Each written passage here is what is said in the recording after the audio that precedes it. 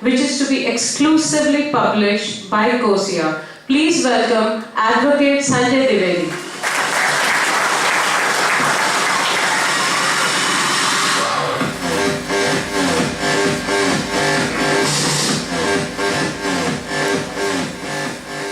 And now, ladies and gentlemen, please welcome our host for the evening and my fellow executive committee member at TISA, Mr. Rohit Millins, who is a partner at Trivedi Nervous, overseeing marketing and projects.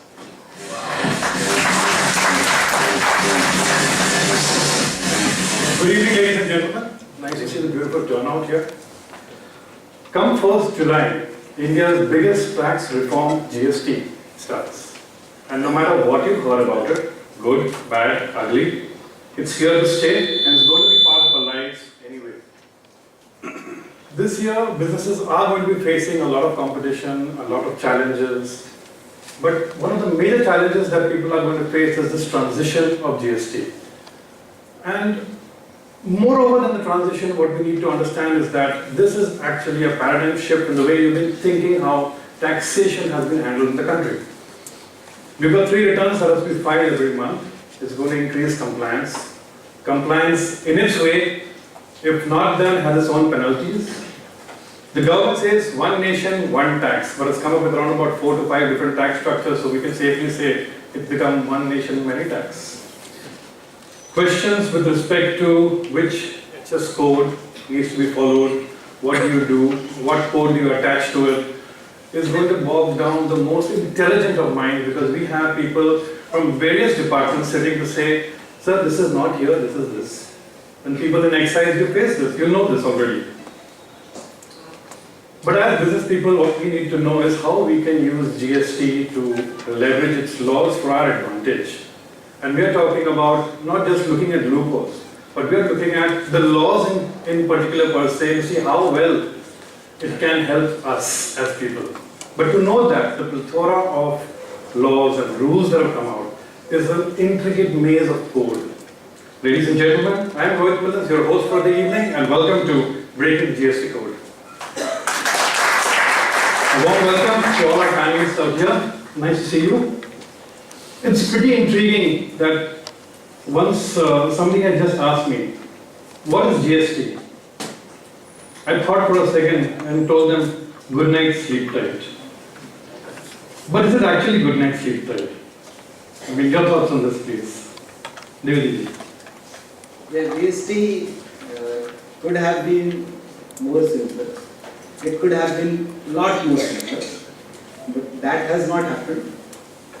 In any case, it is better than the existing system. Only on one ground, that several taxable events have been merged into one. And therefore, lots of disputes have been resolved because of that. So that is a good point for GST. But it could have been certainly very similar than this. Yeah, for professionals like us, GST, the new full form is Karse Karibara. Because frankly speaking, our entire schedule has changed like anything. So, in a way, somebody asked me to write 2 paragraphs as to how it has changed the life of a professional. So let me tell you, a businessman is somebody who wants the value proposition, and the chartered accountants or the consultants are the one, the advocates are the one who are going to give him that particular value proposition by looking at the entire scenario of the GST. So please imagine the tremendous pressure that is going to be on the consultants and thereafter on the people who are going to deal with the compliance requirement. As a concept, GST is a very fantastic concept because it has got some implications on the macroeconomy of the country as a whole.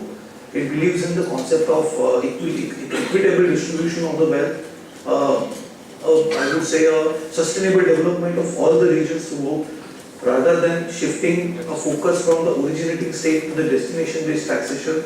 The principle is that the taxes should also reach to those regions where the consumer base is located, rather than merely keeping it to some of the states where the manufacturing locations are. So in a way, it's a very good concept, but it's ultimately the implementation that is going to play a very important role. And today, our fingers are crossed as to how. I have seen a very few places where the GST is being welcomed in such a great manner by giving some musical appearances over here.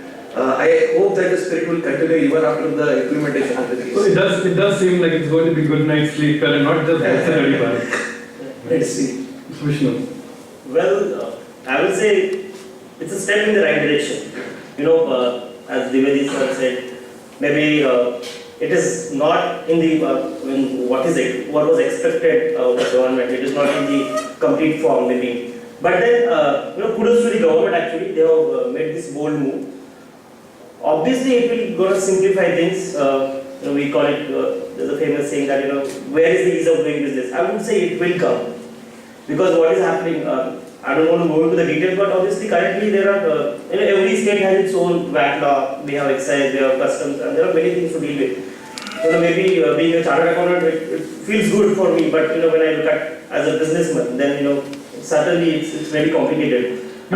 You mentioned about ease of doing business. The government has introduced the e-way bill, which is going to be a terrible headache. How does that come up in ease of doing business? Yes, in the current form, it looks terrible. But I think government is going to reconsider it.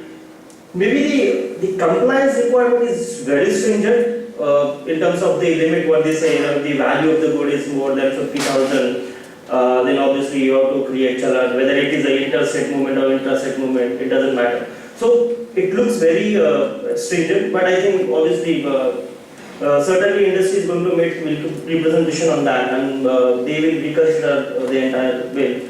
What I'm not able to understand out here is, at one direction you talk about GST being simpler and easier, and at one end the government comes up and says, okay fine, you have to have an e-way bill, you're sending material from Thane to Dombivli, you have to make an e-way bill, you're sending it from here to Gujarat, you have to make an e-way bill, you're sending it there, you have to make an e-way bill. I mean, the amount of things, I can understand they want digital economy, And Rohit, what is taking too far. Right, and Rohit, it is further complicating the issue by, they put the time limits.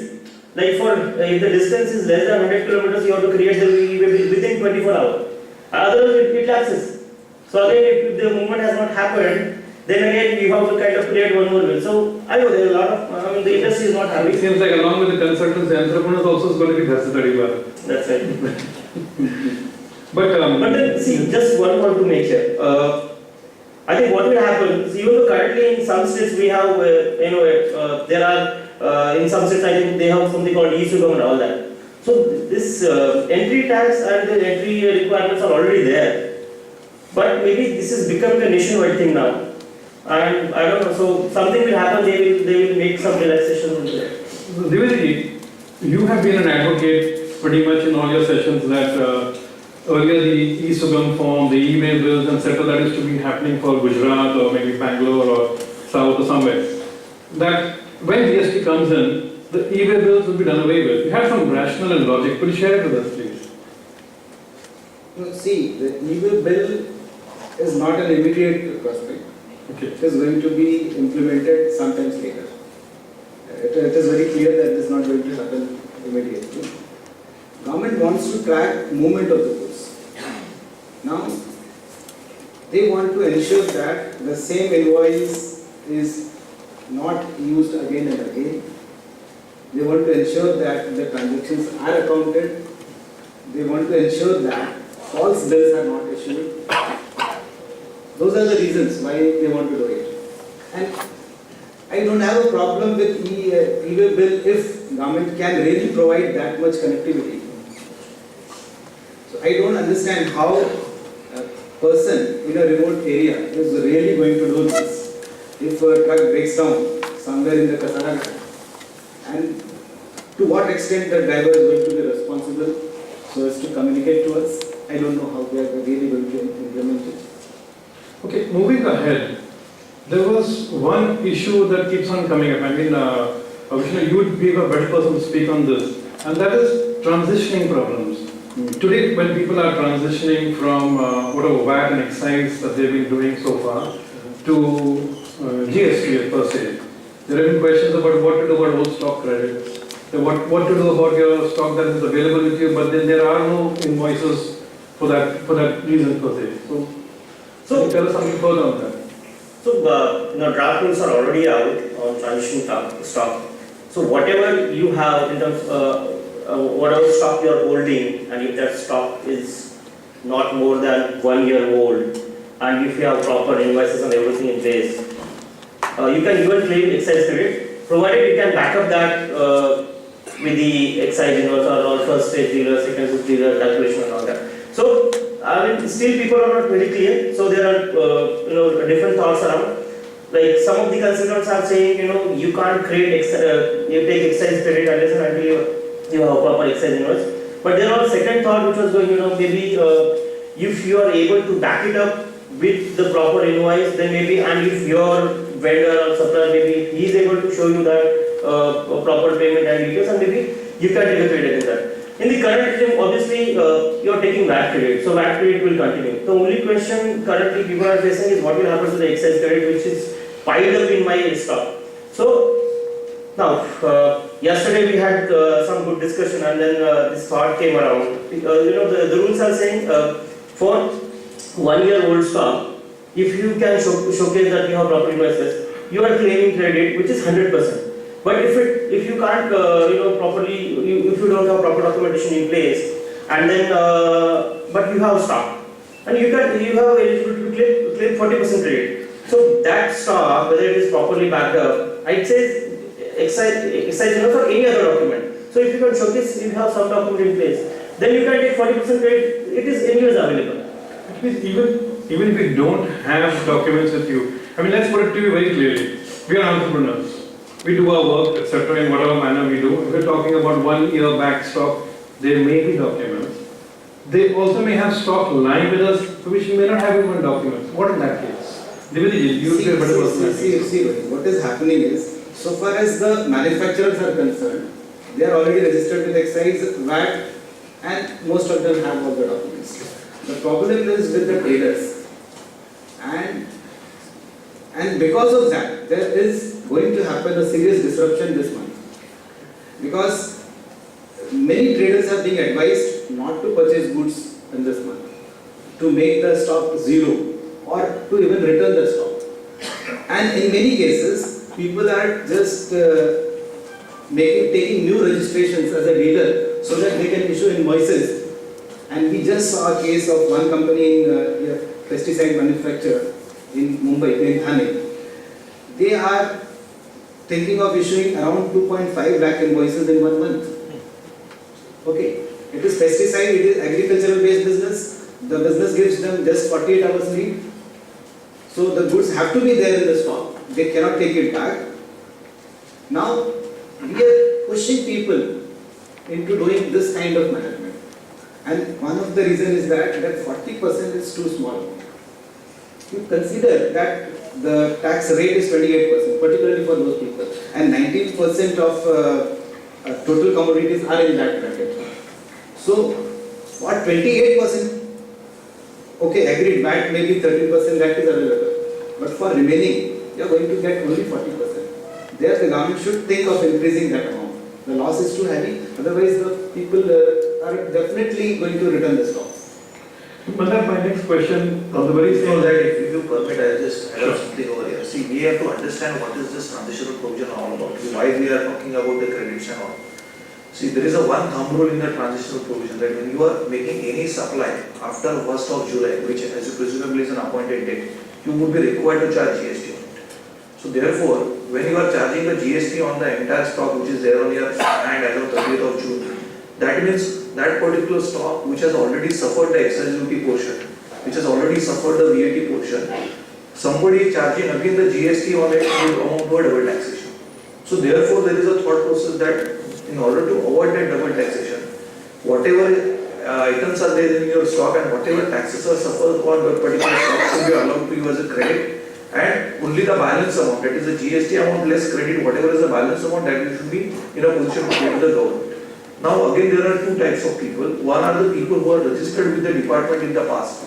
So they have already taken the credits in their returns, so there is no problem, because that credit is anyway migrated into their returns and they would be entitled to use that credit. There are other type of people like which Divedi said, traders. Now being a trader, I am never registered with the excise authorities.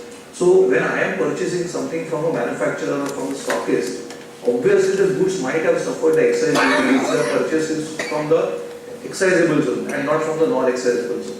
In that particular case, in order to get a credit, I should have some document in my hand. Now there what Vishnuji is saying is that the conflict of views are coming as to whether the document which is given to me should be from a person who is registered under the excise, or if it is given to me by another trader like me, but that trader is in a position to prove that the total excise duty suffered on that particular stock is X, whether that thing would itself be sufficient for me to claim the credit, and this credit would help me in eliminating the impact of the double taxation. So that is where the entire challenge is lying, as to how you are supposed to document your closing stock in order to take care of this additional credit which you have already paid to your vendor in the past. Now coming back to 40%, again, there are some new transitional rules. The press release has come up on 3rd of June that they have already cleared the transitional rules, revised transitional rules in the GST Council. But as of now, the final rules have not been placed into the public domain. Initially, through press releases, it has come to our attention that that 40% limit has increased to 60% in some cases. And there are some other additional criteria of 25,000 limit which has also come up. Nothing is in black and white. This is just a thought which is coming up from the public. So we have to wait and see. But this is It's more like speculation as to how things are going to be happening. But now let me put it to you this way. If I'm an exporter and I have got some excess credit with me, do I get that? See, if you are an exporter in the GST regime, in any case, today, if you look at the provisions of the law, you are entitled to. I'm not talking about post 1st July. I'm talking about before that. Before that also, even today, if you are an exporter, then whatever credits are available with you, you have got an option to claim an export refund against that particular. So, does the government give any refunds? No, there are provisions for refund. Only thing is that those provisions for granting the refunds were a little bit bad, in a bad shape earlier. Now, just for past 1 month or 1.5, past 1 year or 18 months, provisions have been simplified because of better procedure. Now in GST it is going to be superior than what it was before. So that is what the feeling is all about, because everything will be paperless. So we are looking at that, whatever, till the 30th of June. Whatever VAT refunds we have, whatever export credits that we have, excess credits that we have, we can get to utilize and we get them refunded back from the government. They're not going to carry it forward as an amount to be paid towards GST or anything that way. Excess credit you would pay. VAT credit, there is no provision for it. So whatever you can adjust till 30th June, you have to adjust. Rest, I think you can claim it as refund. But there is no provision to adjust that against GST liability. You were talking about managing your stocks earlier in this transition process. Is it necessary to maintain an itemized stock under GST? For transition? Yeah, obviously, because you have to prove it to the government. Because obviously what will happen is maybe in the beginning the officers might not be asked on you, but subsequently when the cases are opened, you may have to prove what is the kind of details you have claimed and all that. So obviously it will be good. As a best practice, it will be good if you can keep the stock details along with the invoice. I'll give you one example. Now I'm working on a GST assignment. It is, even though it is a bigger company, and for them, protecting excise credit is very much important. But they have started going into the details. What could be my potential stock on 30th June? And they have started. So they have appointed a couple of small-time consultants, and they have started digging out the invoices. And they want to protect 100% credit. Because what will happen, as Sir said, 40% loss is a too bigger loss for them. So they want to protect 20%, so they have started taking invoices and everything. It is a significant amount for them. So I think as a best practice, all of us should start doing that. That would be my solution. There is another thing. See, whenever you are taking any transitional credit, it's not as if you will be given it just like it. You have to file certain reports with the government. There is one form for it. And that form is not in the public domain. We are waiting as to what is the format of that particular form. But that form, it is presumed that it would be in a very detailed manner, and you would be required to give the invoice for detailing that particular form. Another thing that is very important from a practical perspective is that today, if my person, my stockist or my trader who is purchasing the goods from me, if he is expecting certain losses because of the changes in the tax rate, we will come to it a little bit later maybe, changes in the tax rate, then he is expecting me to pass on that particular loss that he has incurred to him. Now the challenge before me is that how would I assure that whatever stock he is telling me is lying with his hand, is the actual stock. I am not going to go there and verify it. So ultimately it is on the basis of self-declaration that when he is saying I am having 100 quantity of this particular good, I will have to presume that, right, whatever it is. So for that I need to have some control mechanism as to what he is saying is correct. So for that perspective also it is necessary for the other party to maintain a stock. These reports will basically give some guidance or some authenticity as to what kind of stock are lying in the hands of the other party when anybody is trying to reimburse whatever the laws because of the changes in tax rates. So about that perspective also, this record is going to be very crucial. Normally, we're talking about traders. Maintaining stock is a pretty easy thing because it's A come and B gone, and A come and A sold, so that way. But for manufacturers specifically, there are processes involved, there are process rejections involved, there are so many wastages that come into the picture, that the goods change form altogether from what it was actually usually coming from. In such kind of cases, under a GST regime, would it be important to maintain item-wise stock? You have to, if you want to claim the credit, the stocks are lying in three states. The inputs as we purchased, the semi-processed material, work in process, and third is the inputs which are contained in our final products. Now, I have to make a list of inputs lying as such, inputs contained in my semi-processed state and the inputs contained in the finished goods. I have to make a list of this, and finally, adding all three together, I have to arrive at my total stock input-wise, item-wise. And not only that, for each item, suppose I say that item X, I have 500 kg with me. I have to provide which are the purchase documents for those 500 kg. And if the purchase documents are duty paying documents, excise paying documents, I get the actual excise credit back. If those documents are not duty paying documents, just a purchase document, but not an excise invoice, in that case, I get the credit on basis of presumption. So it could be 40%, or if the government comes up with a higher figure, that figure.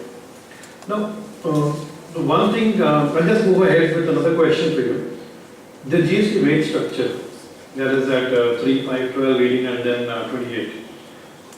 This structure that they have come up with, does it anyway match with the requirements of what it should have actually been? Like, what I mean to say is that in the plastic industry, like we know, 28% generally turns out to be for the luxurious goods. But there's an item out there called the toilet seat. That's a luxury good today. So that's a 28%. But then you have the plastic specifically, which is something I think so around 18% today. Now, if I make a product in plastic, I can add it as a plastic component and charge 18%. And have the GST guy breathing down my neck saying it's 28%. How does one go about that? Like I said earlier, the GST and the HSN code that we're going to work with plays a major role out here. See, the problem which is going to happen, see, there are two aspects to it. Number one is the classification. Okay, and there is a concept of bundled or composite supply. So in that particular case, if you really look at the schedule, the steel, the spoon is having a different tax bracket and the cutlery is having a different tax bracket. So what if two products are given together? What kind of tax you are going to levy?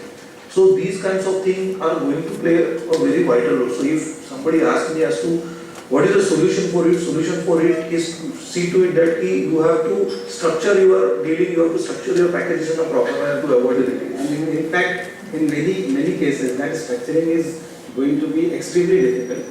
So, say one example, there is a gardener providing service to a builder, building a construction provider. Now, gardener is supplying saplings and he is also doing the gardening work. Gardening work has 18% GST rate. Plants, saplings are tax-free. Okay.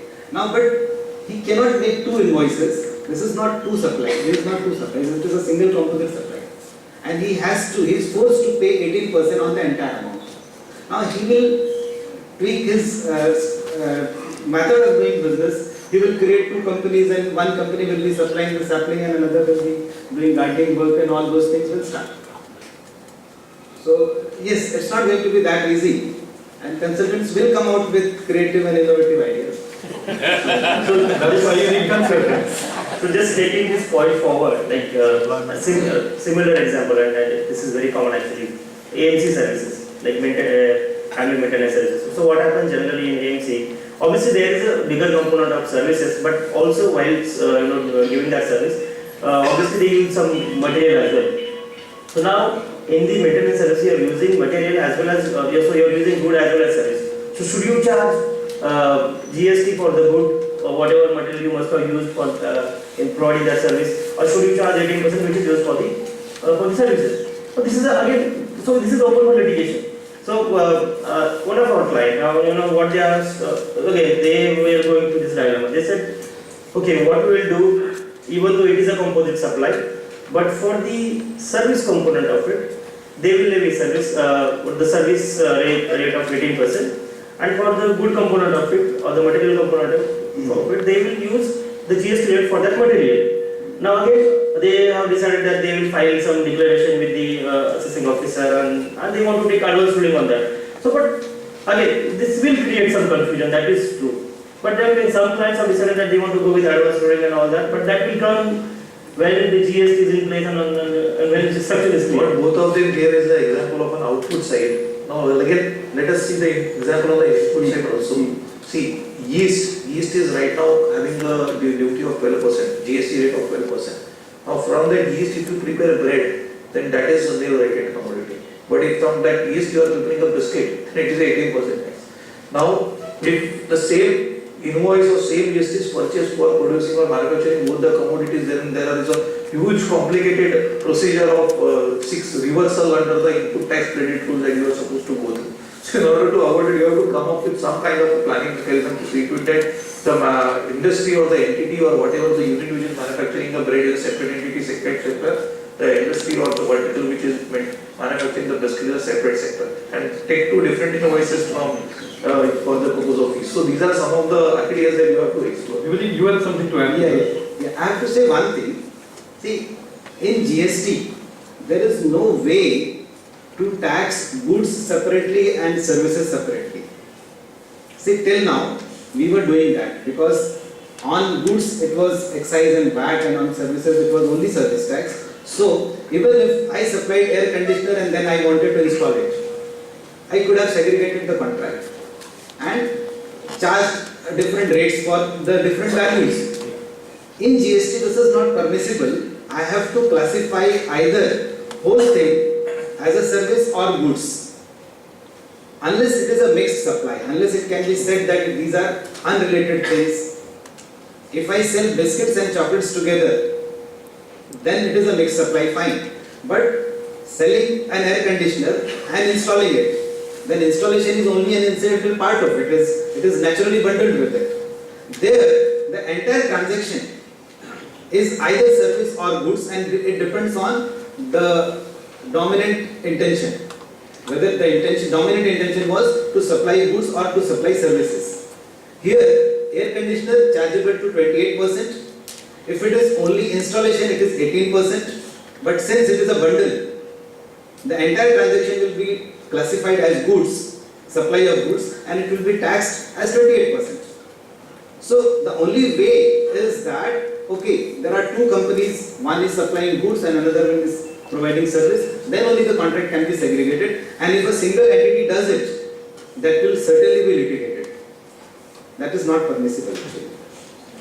But under excise, they should have this clause that, if you do not know which classification would come, you go to them and get an advance ruling. Under GST, is it possible that you have, before you get into the litigation part, you speak to them and say, this is X, Y, Z, what I'm going to be doing. Under what head do I take it? Then we get it right in written from them, and then the litigation is over. Is there something like that in GST? It is possible. That is why I was giving one example of an automobile company. Like in the AMC example, I said, these automobile companies, whenever you buy a car, they obviously make us to buy a AMC as well. And then, so in that AMC, lot many things are covered. So like, if I have to give an example, like suppose if there is a warranty for battery, if there is a or extended warranty for battery, and your battery is found out, and if they are replacing the battery. So even though it is bundled as a maintenance service or AMC service or a warranty service, but then battery is a product or is a material. So now they are in a dilemma. Should I charge the GST rate for the battery, or should it be covered under AMC? So there are different views. Still the clarity is not there. But some of the clients have already taken position, some are still waiting for the clarity on the law. Maybe what can happen is currently they will go with the AMC as a contract, as a service, and they will charge 18%. But then obviously, as time goes, if the clarity comes, then I think people will start this quickly. Okay, moving on.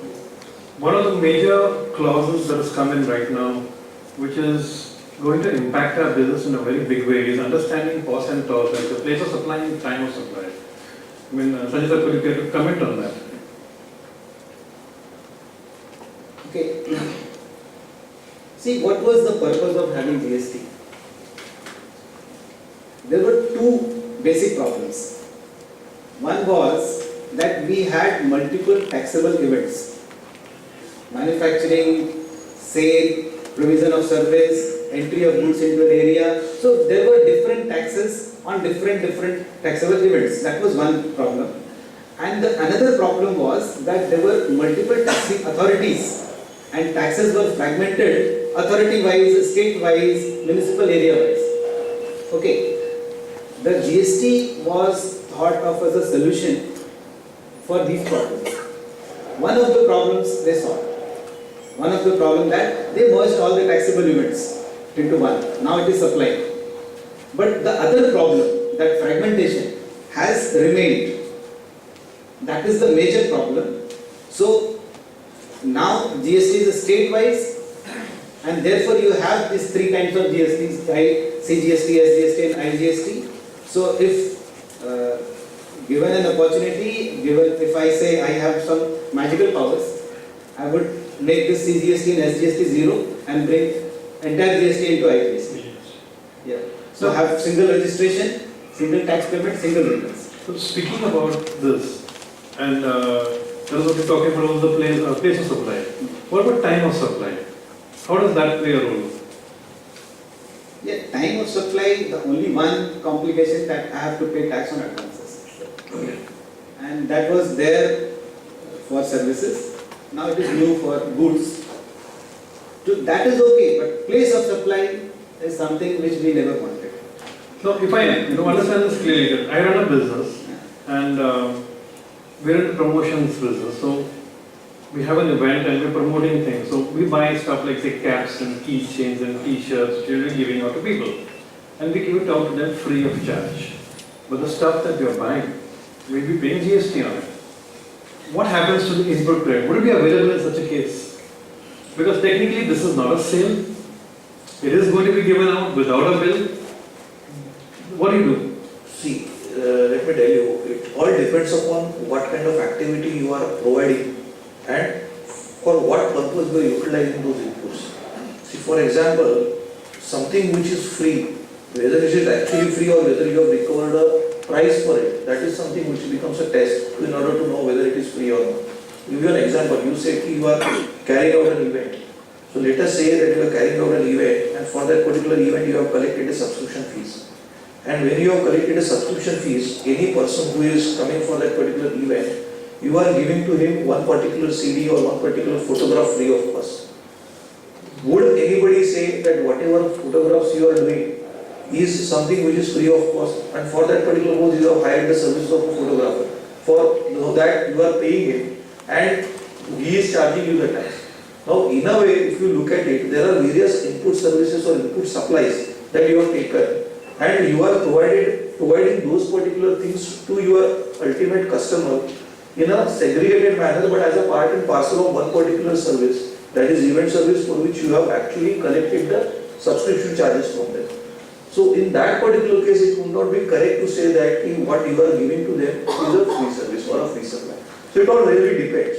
When a particular person is into an event management service, he is providing he is charging you something, and as a part and parcel of that particular charge, he is obliged to also supply some material. He may purchase those materials from outside market and he supply to them, but ultimately the cost of that particular thing would be recovered from you.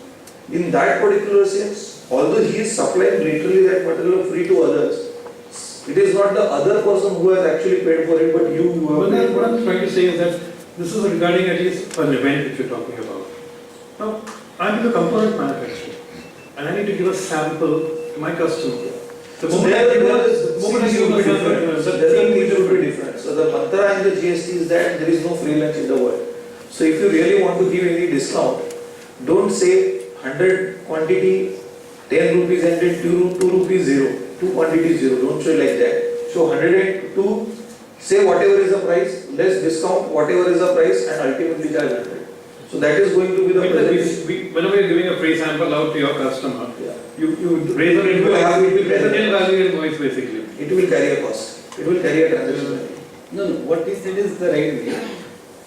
If you are going to give 2 items free on sale of 100 items, don't say that I am giving it free, otherwise you will have very tough time explaining the government officers. So Divyaji, what I'm trying to say here, So better you say that it is 102 for this particular price. see, what I'm trying to say is that generally what happens is that for entrepreneurs, that when you're working with a customer and you're doing customizations for him, he would want to know what exactly you're doing currently. So you generally end up going up with maybe a couple of samples. Like say for example, if I'm in the rubber business and I would like to give him certain samples of certain seals that I'm doing, I'll take them up, I'll go and hand it over to him, this is what it is, which means I'll have to minus it out of my stock that's there. So generally I'll be taking it I'll be minusing as a promotional item and then I'll be handing it over to him later. Under GST, would I have to stop this or would I have to raise a nil value invoice? No. See, that is what the business situation. When you are giving something free, sample is something which you are really giving free. When you are giving something free, that means you are the ultimate customer. You are the ultimate customer and not the other party. And when you are the ultimate customer, you have to bear whatever are the taxes on that as the final customer. So therefore, what would happen when you give a particular sample free of cost to anybody? Then, since you are a final customer, whatever is the input cost on it, you can pass it on to other, it becomes a cost to you and you have to ultimately take a hit of it. That is what it says. When you give any sample to the final customer, at that point of time, whatever is the input cost on that particular product, you have to consider that as your expense and finish off the matter. Well, I'm trying to get a little technical out here to understand exactly how could you work it. On one hand, you have raising your invoice to the customer, Yeah. wherein you have your typical format with all the IGST, etc., etc., etc. You upload that onto the site, Yes. and it comes through very clearly with the GST number. And so Yes. then, by the 10th or the 12th of the month, I can get my GST credit. My customer can get his credit on that. In this case, if I am my ultimate customer, and technically speaking, I am selling it to myself, but giving it to somebody else here first, what kind of an invoice do I raise? What do I do? Do I raise a debit note to myself? Do I raise an invoice to myself? How do I show that part? Because I need to pay that, like you said, we have to pay that GST on it. Now, if it's within the state, I'll go in for CGST and SGST. If I'm selling it outside the state, I'll have to go in for IGST. But how do I show that? I mean, what is the methodology of it? You would be required to issue an invoice. You would be required to issue a bill of supply. That bill of supply will not carry the tax portion on it. Okay. It will not carry a tax portion on it. It will be purely a bill of supply item over there. And whatever is the input tax credit that you have got, that in the return you would be required to invoice. That is how it is going to be. So the point here is obviously since it is a free sample, you won't have a value to it. But in order to whatever to make that or to manufacture that or to produce that, you must have used some input material. And whatever input material you must have used, you must have taken the GST rate on that. So that rate has to be reversed. So, this was normally the case in excise. The excise would be on your goods produced. In this case, it's the same thing, goods produced. And when GST is coming in, they say that this part of the law we're removing and we're talking about place of supply. In this case, place of supply is somewhere else. And you're paying goods, you're paying tax on the goods produced, for which you're getting no value for. So isn't that unfair in one manner? The basic principle is that if you don't pay tax on your output, you don't get credit on your input. Okay, that is the principle that they are observing. There is one tip that can be used here. There is a provision for sale on approval basis. Now you can think of it. You can apply this idea. There is a provision for sale on approval. You can give anything on approval basis. When the approval comes, then you make an invoice. So you have a quite good time. Sample goes today, the main material goes after 4 months. You can combine them. That is possible. Using GST to your advantage. And that's what we're talking about here. Very point on the place of supply, you touched upon. So currently in these service taxes, especially those who are providing these services, they are just managing with one single registration and they are paying tax from a single place. But now with GST coming in, this has complicated the issue for them because of the place of supply. What is happening, especially for insurance companies or maybe for banking companies, wherever from they are providing services or if they are issuing invoices, they would have to take registration at that place. So that has become, it's something which it has created unrest in the industry actually. I was talking about insurance yesterday. Now insurance agencies, insurance companies, especially or those who are in blocking, they would have one implant in an office. So that guy actually is doing nothing, he's just generating business. Even the invoices and everything is raised from a central place maybe. Even the money is collected from a central place. But since that person is there, there's a representative sitting out there, that company would have to take the registration in that state. So that is something which is actually has complicated things for the those who are specialists. Well, let me understand this more clearly. Here you have an insurance agent. Let me break it down to the grassroots level. You have an insurance agent who has started what you can say as an independent financial consultancy. Right. And he's, apart from insurances, he's providing other facilities with respect to, say, mutual funds or whatever it could be. His client base, let's say for the sake of example, he's registered out here in time. His client base could be all over Mumbai, out of Maharashtra too. He will be providing a service to him. What does he do? Does he raise an invoice on his insurance company because he's getting his commissions from them? Does he raise an invoice on his insurance company? His insurance company could be well in Thane itself, but his service is being provided somewhere else. Right. So how does this entire, this web out here, how do you get out of it? So now, so in case of place of supply, what it says, it decides, where the recipient of this service or recipient of the good is located. So in your example, if the recipient of the good or service is located in a third state or second state, in that case, there is an IGST invoice, obviously. But now, just a minute. That invoice will be raised on whom? On the insurance company or on the customer? Whoever is paying you. So in this case, if insurance company is going to pay you, and if the services are rendered to an insurance company, obviously you raise the GST not on the insurance company. So which means my bill would have an insurance company based in the same state, with me registered within the same state, and I could be charging IGST to him? No, in this case, since your recipient is in the same state, it will be. But if my customer is say Baroda, for example. He is not your customer. Your customer's customer is not your customer. Okay. You were agent of the company, insurance company. Okay, you were not agent of that person. So basically the place of supply becomes the place where it originates from. There are certain types of supply where it is very difficult to understand or difficult to point out who is the beneficiary. I will tell you, if you go to the hair, go with your son in the hair cutting salon and ask the person to cut his hairs and you give the money, who is the receiver? Right. Good example. So something like that. So in all such scenarios, yes, the matter is little bit tricky. But ultimately, if we really look at it from the legal perspective, the person with whom you have got a privity of contract, that is the person who is the receiver. I will give you another very practical example. In the hospitals, wherever there is an insurance claim, the bill is settled through the third-party agency. So what is the procedure that the customer or the patient gets admitted? He never pays the full amount. He only, whatever the bills are, those bills are forwarded to the third-party agent. That third-party agent approves the claim. That particular approved paper goes to the insurance company, and insurance company finally gives the payment to the hospital. Now here, there are 4 parties involved, or 3 parties involved. One is the patient, and then there is the third-party agent, and next one is the insurance company.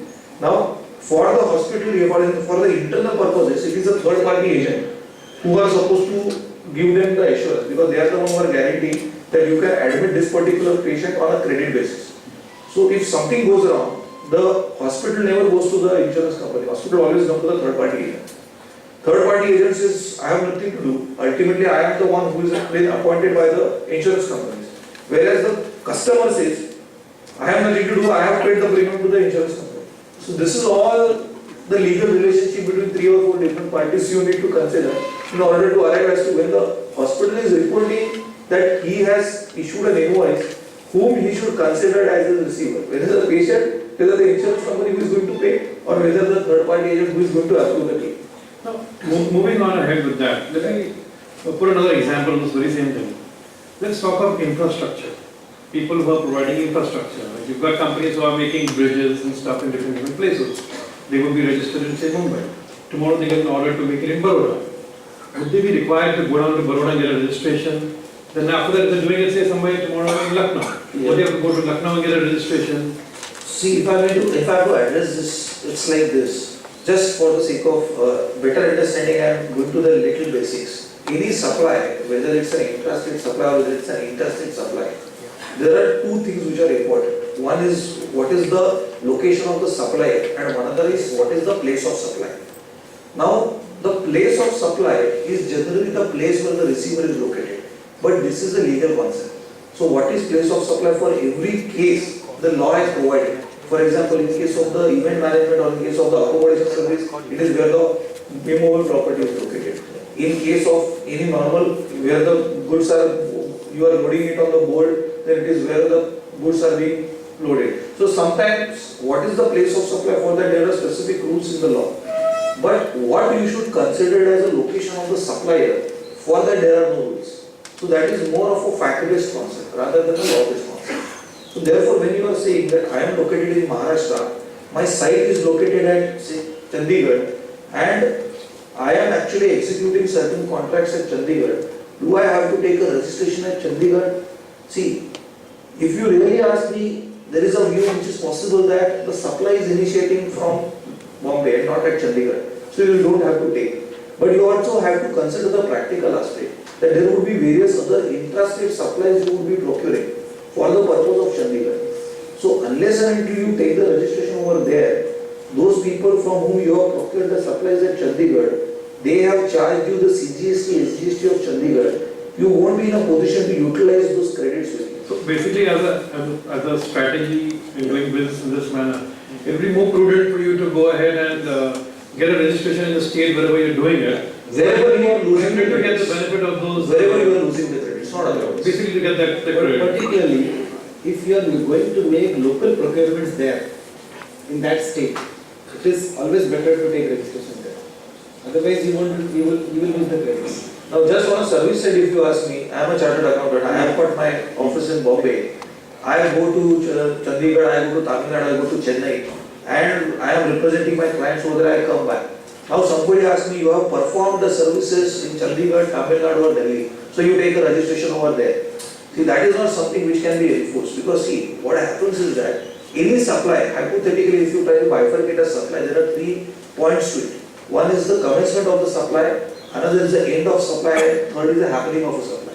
Now happening of a supply always is, you can't say that it is at one place, it can be anywhere. End of the supply is where your actually service receiver is located. That is what we call it as a place of supply. Commencement of the supply is generally linked to the location of the supply. So when I am going from here to a court or to a particular tribunal outside, that means the supply has commenced from Bombay and not over there. So therefore, I need not really take the registration anywhere else. I need to see where the location of the supply is, and it is in that state I need to take the registration. Since in this case I am at Bombay and I will be travelling from Bombay outside somewhere else, the location of the supply would be Bombay and I need not register anywhere else. I am subject to the jurisdiction of the Bombay or Maharashtra state. That is how it would be worked. Let's move on ahead with another question out here. One thing any of us business people out here need to understand is that the GST network has a system of credit rating. It means even if you are 100% compliant, but your supplier isn't, your credit rating could go down. Now, this credit rating would mean that you would get down in the position to start telling your suppliers, get your books in order, pay your taxes on time, so that at least my credit rating is not affected. In this case, what are the problems we can look out into the future? Because from the VAT point of view, we have seen the biggest horrible law that if he doesn't pay the VAT, we got to pay it. It is there in GST anyway. So Divyaji, your comments on this? So I think this is a beneficial provision actually, and this is far better than VAT. Because yes, in VAT, if my supplier didn't pay VAT, I don't get the credit, but I come to know of it when the scrutiny comes. So that is after 2 or 3 years. Whereas in GST, you will come to know of it in the very next month. So, and in most cases, you might not have made any payments by that time. That is one part. And secondly, whenever he defaults, his credit rating goes down. So if you are dealing with a new person, it will be prudent to check his credit rating over a period. Those ratings will really reflect his position. Basically, It is a good idea. And they have added one more provision in the GST law, so which was not there in the existing excise regime as well. So if the payment by the buyer to the supplier is defaulted or it is not made within 6 months, then you have to reverse the input tax credit actually. So that is going to protect the supplier. is this reversal is going to happen automatically, or do we have to do it? Yeah, we have to declare that for so and so the payment was not made. So in that subsequent month you have to revise, and as and when the payment is made to that supplier, you are eligible for the credit. Okay, but then So this provision was already there for service tax. Now they have added it for the entire GST actually. And one more thing, in service tax we had another sentence that if you later on you make the payment, you will get the recredit. That sentence is missing here. No, I think it's there. They have revised it to that extent. Okay. So now you can take the credit as and when the payment is made.